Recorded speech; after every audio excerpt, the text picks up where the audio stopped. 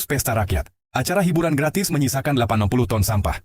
Padahal Pemda menyiagakan ribuan tempat sampah, armada sweeper, dan Prabowo Subianto meluncurkan program Sekolah Rakyat, SR, yang secara resmi mulai berjalan sejak 14 Juli 2025. Kartu BPJS menurunkan probabilitas berolahraga sebesar 2,47% akibat rasa aman palsu. Ledakan penyakit katastropik. Masyarakat memilih jalur kuratif dibanding preventif. Klaim BPJS didominasi penyakit jantung lebih dari 32,5 juta kasus, kanker 4,2 juta kasus, dan stroke 3,6 juta kasus. 2. Defisit keuangan kronis. Defisit 2 triliun rupiah per bulan. Dengan sekitar 2 juta transaksi per hari, klaim mencapai 16 triliun hingga 16,5 triliun rupiah per bulan. Ada satu paradoks abadi yang terus mencengkeram pembangunan di Indonesia. Visi besar seorang kepala negara hampir selalu membentur tembok tebal inefisiensi birokrasi lapangan. Janji-janji politik perubahan yang digelorakan di atas panggung kampanye kerap kali menguap saat diturunkan ke dalam petunjuk teknis, Juknis, dan petunjuk pelaksanaan, Juklak, di tingkat daerah. Di tengah kebuntuan struktural ini, pendidikan tetap diakui secara universal sebagai epicentrum utama pemutus mata rantai kemiskinan antar generasi. Tanpa intervensi pendidikan yang radikal, anak dari keluarga miskin ekstrem hampir pasti terperangkap dalam siklus kemiskinan yang sama dengan orang tuanya. Merespons krisis tersebut, Presiden Prabowo Subianto meluncurkan program Sekolah Rakyat, SR, yang secara resmi mulai berjalan sejak 14 Juli 2025. Program ini dirancang bukan sekadar sebagai agenda rutin kementerian, melainkan sebagai sebuah terobosan politik anggaran untuk mengintervensi langsung kehidupan anak-anak dari kelompok termiskin di Indonesia. Birokrasi di Indonesia itu biadab. Percuma presiden memiliki ide semulia apapun, jika eksekusinya hanya berakhir menjadi ladang korupsi dan proyek basah para pejabat. Sinisme publik ini bukan tanpa alasan. Sejarah kebijakan sosial di Indonesia penuh dengan catatan pemotongan dana bantuan, pengadaan barang yang di-markup, hingga fasilitas publik yang mangkrak akibat rantai birokrasi yang panjang dan koruptif. Hipotesis utama video ini menegaskan bahwa sekolah rakyat hadir, bukan sekadar sebagai lembaga pendidikan baku dengan kurikulum formal biasa, melainkan sebagai sebuah strategi bypassing birokrasi, memotong kompas birokrasi. Dengan memintas jalur-jalur birokrasi daerah yang kaku dan rawan kebocoran, sekolah rakyat berupaya menyalurkan keadilan sosial dan fasilitas berkualitas secara langsung ke hulu kemiskinan ekstrem. Krisis eksekusi kebijakan di Indonesia berakar pada buruknya kualitas tata kelola pemerintahan yang tercermin dalam berbagai indikator internasional. Worldwide Governance Indicators, Bank Dunia. Skor Government Effectiveness Indonesia masih tertahan di angka 60,5 dari 100. Angka ini sangat tertinggal jika dibandingkan dengan negara tetangga seperti Singapura yang meraih skor 99 atau Malaysia di angka 75. Indeks Persepsi Korupsi, IPK. Skor Indonesia yang terpuruk di angka 34 dari CSOTS menempatkan birokrasi perizinan dan layanan publik sebagai sektor paling rawan pungutan liar, pungli, dan suap. Global Competitiveness Report secara konsisten menempatkan inefisiensi birokrasi pemerintah sebagai hambatan nomor 1 dalam menyalurkan bantuan negara dan melakukan bisnis di Indonesia. Ketidakmampuan birokrasi dalam mengelola anggaran terlihat jelas pada struktur belanja daerah maupun pusat. Jebakan APBD. Fakta menunjukkan bahwa 40% hingga 60% anggaran pendapatan dan belanja daerah, APBD, di berbagai kabupaten kota habis hanya untuk membiayai belanja pegawai, seperti gaji, tunjangan dan uang rapat, aparatur sipil negara, ASN, daripada dialokasikan untuk pembangunan infrastruktur publik atau pendidikan. Kasus anggaran stunting. Audit terhadap anggaran penanganan stunting senilai 10 miliar, menemukan skandal efisiensi yang memprihatinkan. Sebesar 8 miliar habis hanya untuk kegiatan koordinasi, perjalanan dinas, fokus grup diskusi, FGD, dan pembuatan dokumen birokrasi. Hanya 2 miliar yang benar-benar sampai ke mulut anak-anak miskin dalam bentuk makanan bergizi. Dana mengendap di bank. Data Kementerian Keuangan mencatat terdapat 100 triliun hingga 200 triliun dana transfer pusat yang diam atau mengendap di bank-bank daerah. Hal ini disebabkan oleh birokrasi pemerintah daerah, Pemda, yang lambat, takut, atau tidak kompeten dalam mengeksekusi proyek fisik, seperti perbaikan gedung sekolah yang rusak berat. Sebelum munculnya inisiatif Sekolah Rakyat, dunia pendidikan Indonesia diwarnai oleh krisis kualitas dan ketimpangan yang mendalam. Skor PISA yang jeblok. Indonesia secara konsisten berada di peringkat 10 hingga 15, terbawah dari 80 negara peserta PISA. Lebih dari 70% siswa berusia 15 tahun gagal mencapai kompetensi minimum dalam bidang matematika dan membaca. Kegagalan ini dipicu oleh kurikulum yang terlalu berfokus pada beban administrasi kertas bagi guru, bukan pada pelatihan berpikir kritis siswa. Birokrasi guru yang kejam. Meskipun anggaran pendidikan nasional mencapai ratusan triliun rupiah, ratusan ribu guru honorer, terutama di daerah terdepan, terluar, dan tertinggal, 3T, hanya digaji secara tidak manusiawi sebesar 300.000 hingga 500.000 per bulan, yang pembayarannya pun sering dirapel berbulan-bulan. Ketimpangan fasilitas, Java-sentrik. Terjadi jurang pemisah yang lebar akibat perencanaan birokrasi yang berpusat di Jawa. Di satu sisi terdapat sekolah-sekolah di ibu kota dengan fasilitas laboratorium digital yang mewah, sementara di sisi lain masih banyak sekolah di pelosok daerah yang beratap bocor, berlantai tanah, atau anak-anaknya harus menyeberangi jembatan rusak demi bisa bersekolah. Meski dibayangi berbagai masalah sistemis, terdapat fondasi kebijakan dari era sebelumnya yang memberikan modal awal cukup kuat. Mandatory spending 20% APBN. Payung hukum konstitusi yang mewajibkan alokasi minimal 20% APBN untuk sektor pendidikan mengunci ketersediaan ruang fiskal yang besar bagi pemerintahan berikutnya. Dana abadi LPDP dan digitalisasi. Pengelolaan dana abadi pendidikan melalui LPDP serta pengadaan massal perangkat Chromebook dan akun belajar.id di masa lalu telah membangun fondasi dasar bagi literasi digital secara nasional.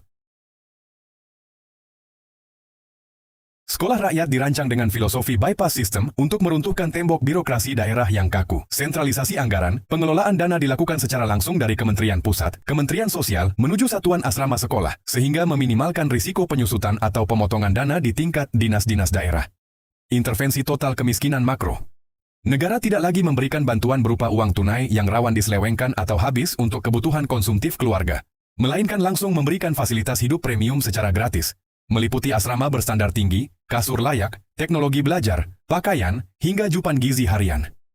Dalam rentang waktu 1 tahun sejak peluncurannya, sekolah rakyat mencatatkan data capaian operasional sebagai berikut. Jumlah siswa aktif telah menjangkau 43.46 anak yang berasal dari keluarga miskin ekstrem, desil 1-2, serta anak-anak jalanan. Sebaran calon siswa baru ajaran 2029-2027, total 28,47 anak, jenjang SD 63,5 siswa jenjang SMP, Builstan 186 siswa jenjang SMA, 11,77 siswa infrastruktur fisik, sebanyak 182 sekolah rakyat telah beroperasi, yang terdiri dari 93 sekolah berstatus permanen, 81 rintisan tetap, dan 85 rintisan baru transisi. Sebaran wilayah operasional, Jawa 69 sekolah, 41,9%, Sumatera 35 sekolah Sulawesi, 28 sekolah Maluku, dan Papua, 14 sekolah Kalimantan, 13 sekolah Bali dan Nusa Tenggara, 7 sekolah tenaga kerja, didukung oleh 2.221 guru ASN PPPK, serta 5 tugirial 98 tenaga kependidikan staf pendukung, termasuk pengasuh asrama dan juru masak gizi. Target jangka panjang 2029-2030, membangun total 500 sekolah rakyat di 38 provinsi, demi menampung lebih dari 500.000 siswa pada tahun 2030. Pengembangan skala besar ini didukung oleh komitmen anggaran yang signifikan. Lonjakan anggaran dialokasikan dari angka 7 triliun pada tahun 2025, melompat sebesar 255% menjadi 24,9 triliun pada tahun 2026 untuk membiayai pembangunan fisik dan penyediaan fasilitas asrama massal. Biaya per anak. Negara menghabiskan rata-rata 48 juta per anak per tahun untuk menjamin penuh kebutuhan hidup, gizi, dan operasional pendidikan. Skema pendanaan lintas sektor. Menggunakan skema kolaborasi antara Kementerian Pekerjaan Umum, Pembangunan Fisik, Kementerian Sosial, Operasional Harian, serta optimalisasi pemanfaatan aset dan lahan terbengkalai milik negara untuk menekan biaya pengadaan tanah. Untuk memahami risiko struktural yang dihadapi sekolah rakyat, perlu dilakukan komparasi terhadap program-program populisme massal lain di Indonesia. Pelaksanaan Jaminan Kesehatan Nasional via BPJS. Kesehatan menjadi bukti dampak negatif kebijakan populis yang kurang matang, memicu inefisiensi anggaran dan eksploitasi tenaga medis. 1. Krisis moral hazard. Skema gratisan tanpa kendali ketat memicu mentalitas aji mumpung. Abai gaya hidup sehat. Riset UI mencatat kepemilikan JKN berkorelasi negatif dengan aktivitas fisik dan positif dengan belanja rokok. Kartu BPJS menurunkan probabilitas berolahraga sebesar 2,47% akibat rasa aman palsu. Ledakan penyakit katastrofik. Masyarakat memilih jalur kuratif dibanding preventif. Klaim BPJS didominasi penyakit jantung lebih dari 32,5 juta kasus, kanker 4,2 juta kasus, dan stroke 3,6 juta kasus. 2. Defisit keuangan kronis. Defisit 2 triliun rupiah per bulan, dengan sekitar 2 juta transaksi per hari, klaim mencapai 16 triliun hingga 16,5 triliun rupiah per bulan, atau 500 miliar rupiah per hari, sedangkan iuran murni hanya sekitar 14 triliun rupiah per bulan. Tunggakan peserta. Sebanyak 54 juta peserta non-aktif menunggak iuran. Proyeksi defisit tahunan meroket ke 20 triliun hingga 23 triliun rupiah, memicu dana talangan APBN. 3. Eksploitasi tenaga kesehatan. Beban kerja ekstrem, rasio nakes dan pasien yang timpang memicu burnout massal dan konflik akibat pasien enggan mengikuti alur triase atau rujukan. Jasa medis rendah. Tarif dokter spesialis di rumah sakit terkadang hanya sekitar Rp30.000 per pasien hingga sembuh. Di fasilitas kesehatan tingkat pertama, tarif kapitasi ditekan di kisaran Rp9.000 hingga Rp16.000 per peserta per bulan dan rentan dipotong kriteria berbasis kinerja. B. Paradoks fasilitas publik melawan mentalitas abai.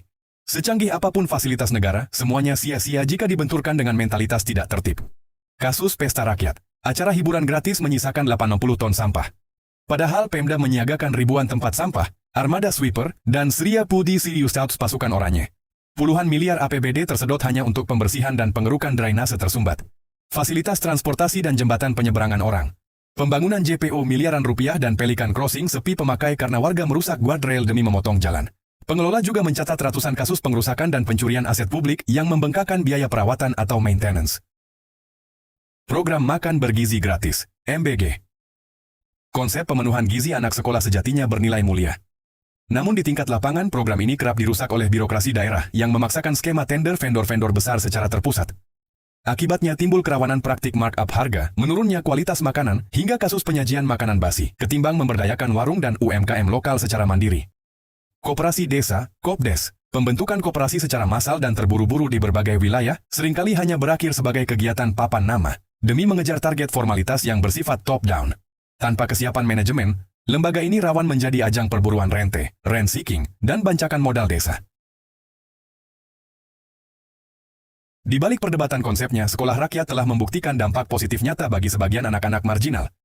Citra Nur Ramadhani, Pangkep. Seorang anak putus sekolah yang sebelumnya bekerja sebagai penjual kacang goreng, berhasil bangkit setelah masuk sekolah rakyat hingga meraih juara Dwi Karate tingkat Kabupaten Pangkep. Kisah suksesnya mendapat apresiasi dalam sidang tahunan MPR RI. Siswa SR Makassar. Para siswa berhasil memborong berbagai medali dalam ajang Olimpiade Nasional Indonesia ke-15 untuk bidang matematika, biologi, bahasa Indonesia, sejarah, dan sosiologi. Ismi Ulfaidah, Polman. Tercatat sebagai lulusan sekolah rakyat pertama yang berhasil lolos menembus seleksi ketat Paskibraka Nasional. Dampak medis. Intervensi program makan bergizi gratis harian di lingkungan asrama terbukti menurunkan angka kejadian anemia secara drastis pada anak-anak jalanan yang menjadi siswa. Di sisi lain, sekolah rakyat menghadapi sejumlah kendala internal yang mengancam keberlangsungan program. Gelombang mundurnya guru. Terjadi krisis SDM yang serius ketika Siat 43 guru memilih mengundurkan diri pada Agustus 2025. Disusul oleh Siat 60 guru lainnya pada Januari 2026. Hal ini dipicu oleh kebijakan pemindahan paksa ASN PPPK yang kaku, tanpa disertai kepastian tunjangan khusus dan fasilitas akomodasi yang layak di lokasi-lokasi terpencil. Kasus stres massal, homesick. Puluhan siswa pada tahap rintisan awal, seperti yang terjadi di Yogyakarta, memilih kabur atau meminta pulang ke rumah. Mereka mengalami kejutan budaya, culture shock, dan stres akibat minimnya pendampingan psikologis dalam menghadapi sistem asrama yang kaku dan bergaya semi-militer. Sorotan potensi korupsi logistik.